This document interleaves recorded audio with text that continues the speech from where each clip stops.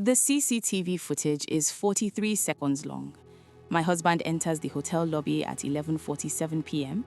He is wearing the blue shirt I ironed for him that morning. He walks to the elevator. He presses the button. The doors open. A woman steps in beside him.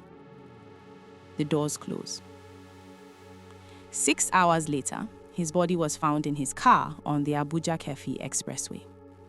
And that woman, when investigators showed her the footage, looked at the screen, looked at my husband's face and said, "I have never seen this man in my life." My name is Amara Okonkwo. I am 38 years old. I live in Enugu, and what I am about to tell you took me 2 years, 1 private investigator, 3 lawyers, and the testimony of a hotel receptionist to finally understand. Tell me in the comments where you are watching from and what time it is there, because this is not a story I can carry alone.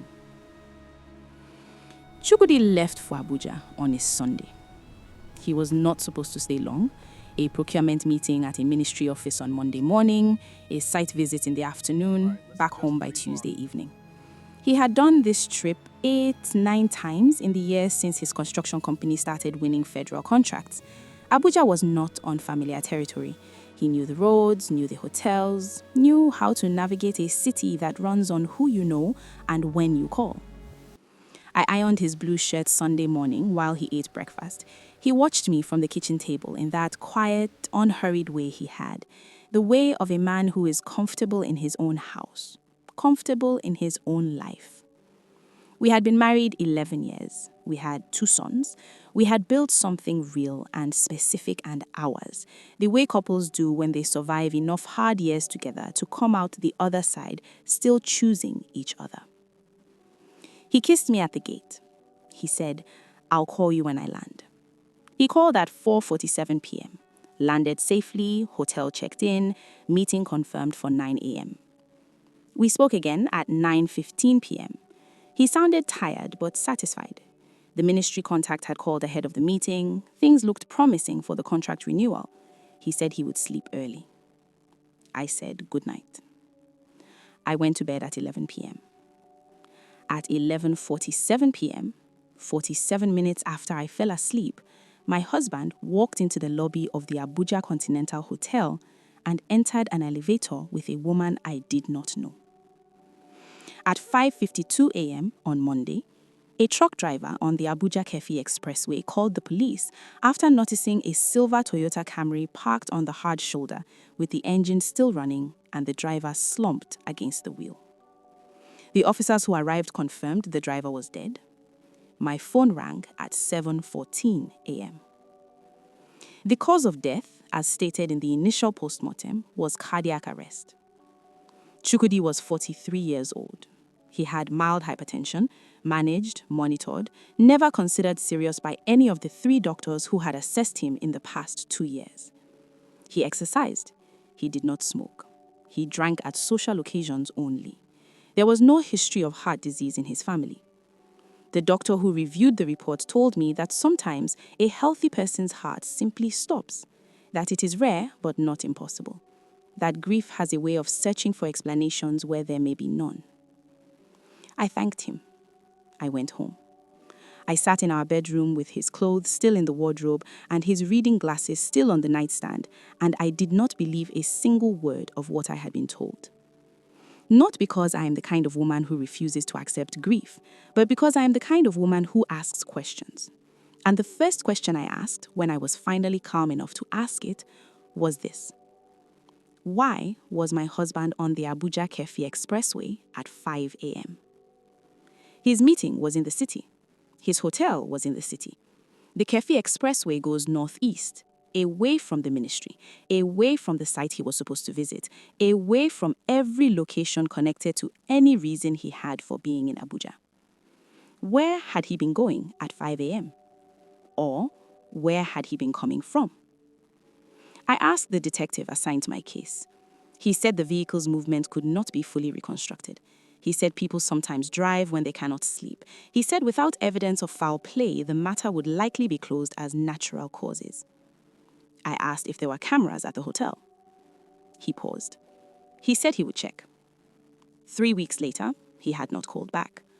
I called him. He said the hotel cameras had not yielded anything of relevance. I hired my own investigator that same week. If something in you already knows where this is going, press the like button because I need you with me for what comes next. My investigator's name was Mr. Dickey. He was a former DSS officer, retired, compact and unhurried in the way of men who have spent decades watching things without reacting. He did not make promises, he made lists. His first list had 7 items on it. The hotel camera footage was item number 3. It took him 11 days to obtain it. Not because it did not exist, but because the detective assigned to my husband's case had requested and reviewed it and marked it as non-relevant without ever showing it to me or telling me what it contained. Mr. Dickey sat across from me in my living room on a Thursday afternoon and opened his laptop. He said, "I want you to watch this carefully, and I want you to tell me if you recognize the woman." The footage was time-stamped. 23:47:03. My husband enters the lobby from the main entrance. He is wearing the blue shirt. He crosses the lobby without stopping at the front desk. He had already checked in earlier that evening, so this was a return. He walks to the elevator bank. He presses the up button. He does not look around. He does not look at his phone. He stands with the stillness of a man who is waiting for something he expected. At 23:47:31, the elevator doors open. A woman steps out. She's tall, late 30s or early 40s. She's wearing a dark wrap dress. Her hair is pinned up. She carries a small handbag. She walks directly toward my husband with the ease of someone approaching a known destination. They exchange words. Brief. 2, 3 sentences at most. Then they step into the elevator together. The doors closed at 23:47:46. 43 seconds from the moment he entered the lobby to the moment the elevator took them both upstairs. I watched it twice. I did not recognize her. Mr. Dyke said, "The hotel records show your husband's room was on the 7th floor. The elevator, based on the call log from the panel, went to the 9th. He was not going to his room, I said. No, Mr. Dyke said, he was not. Her name, when Mr. Dyke eventually found it, was Dr. Blessing Eze Madu. She was 41 years old. She held a senior position in a Federal Ministry of Works parastatal, the exact ministry my husband's company had been pursuing a contract renewal with. She was married. She had a reputation in the circles that notice such things for being efficient, connected, and careful. She had a room on the 9th floor of the Abuja Continental Hotel that night. Checked in under her name. Checked out at 6:15 a.m., approximately 20 minutes after my husband's body was found on the expressway. Mr. Dyke compiled all of this before he handed anything over to investigators. He was methodical. He did not want gaps. When he presented the evidence to the police, the footage, the room records, the timeline, Dr. Eze Madu was invited for questioning. She came with a lawyer. She sat across from the investigators with the composed expression of a woman who had decided in advance exactly how much of herself to give this room. She looked at the CCTV still image, my husband's face. Claire, blue shirt, standing at the elevator with her, beside him. She said, "I don't know this man. I have never seen him before." The lawyer said his client had already cooperated voluntarily and that they would not be entertaining further speculation. They left. I was not in that room, but Mr. Dyke was, and he told me that what struck him was not the denial. Denials are corn. What struck him was the speed of it. She looked at the image for less than 2 seconds before she spoke.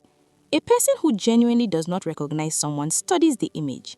They lean forward, they frown, they say, "I'm not sure," or "let me look again." She did not do any of those things. She looked, she spoke, she was already moving on before the sentence finished. The lie was not in the words, it was in the timing. Tell me in the comments, at this point, what do you think happened in that hotel room? I want to know what you are thinking before I tell you what I found. The hotel receptionist's name was Fatima. She was 24 years old. She had worked the night shift at the Abuja Continental for 2 years. She had not been interviewed in the initial investigation. The detective had spoken to the day shift manager who had not been present and closed his inquiry there. Mr. Dyke found her. She remembered that night. She remembered it specifically, she told him, because of the argument. Not a loud argument, not the kind that draws a crowd, the kind that happens in a lobby at almost midnight when two people are trying to stay controlled, but the tension between them is loud enough that the receptionist behind the desk 20 meters away can feel it. She said, "The man came in first. He was already not calm. I noticed because he walked past the desk without his usual greeting. He had greeted me earlier when he went out. This time, he did not look up." Then the woman came from the elevator. They spoke by the elevator for a short time. She was very composed. He was not. He gestured twice, not aggressive but frustrated, like a man making a point that is not landing. Then they went upstairs, together, but not comfortably together, like people who have unfinished business.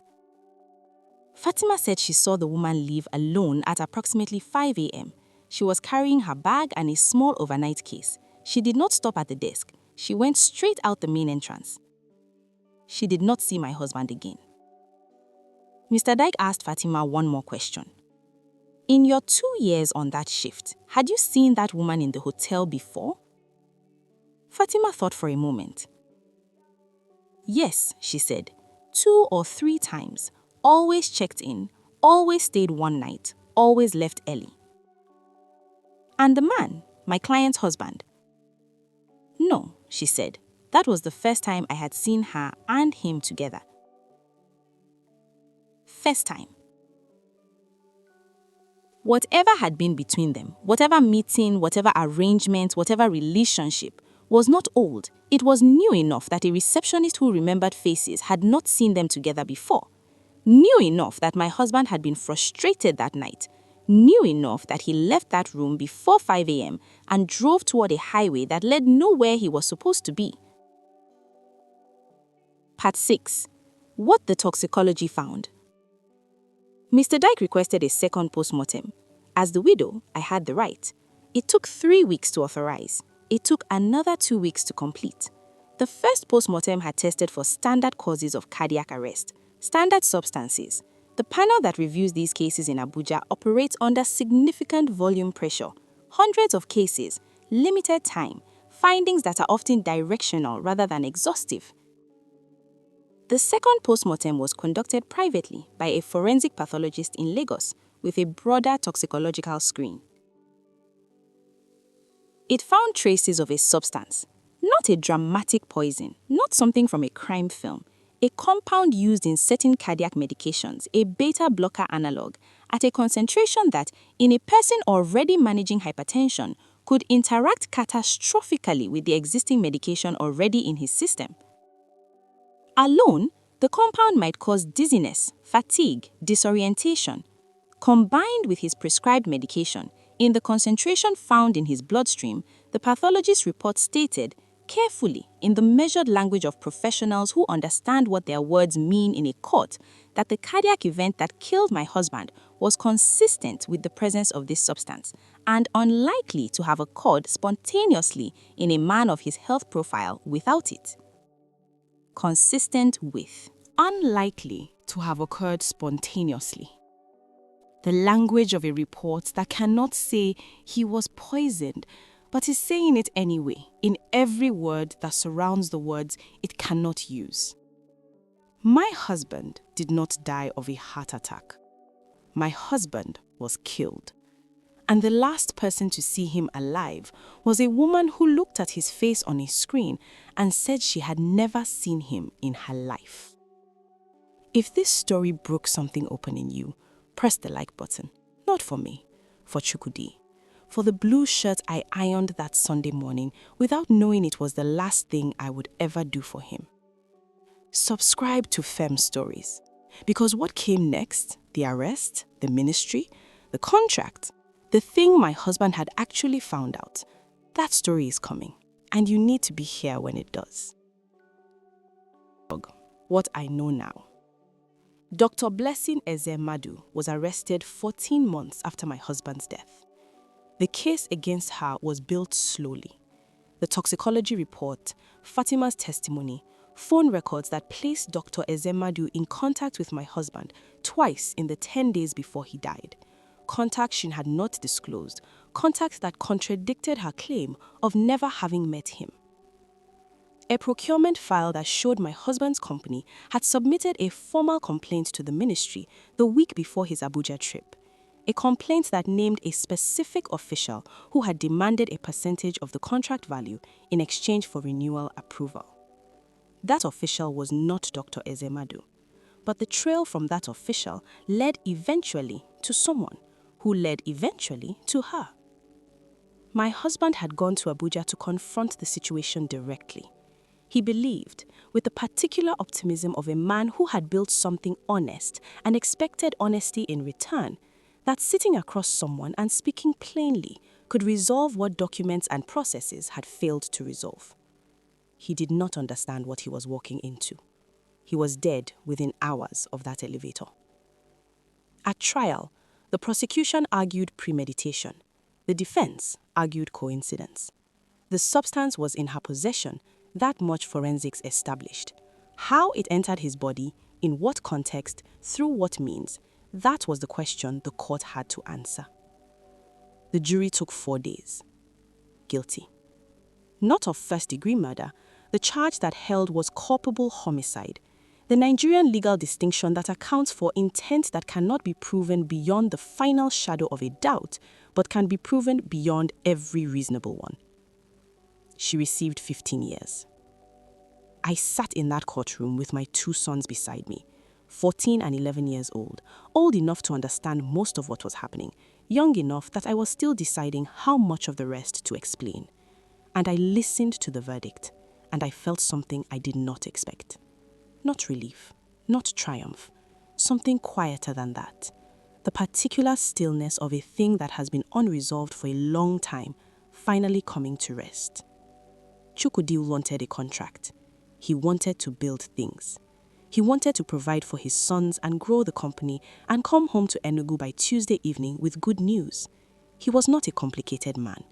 He was a man with a blue shirt and a 9 a.m. meeting and 11 years of a marriage that was worth coming home to. They took him for a procurement dispute. They weighed his life against a percentage.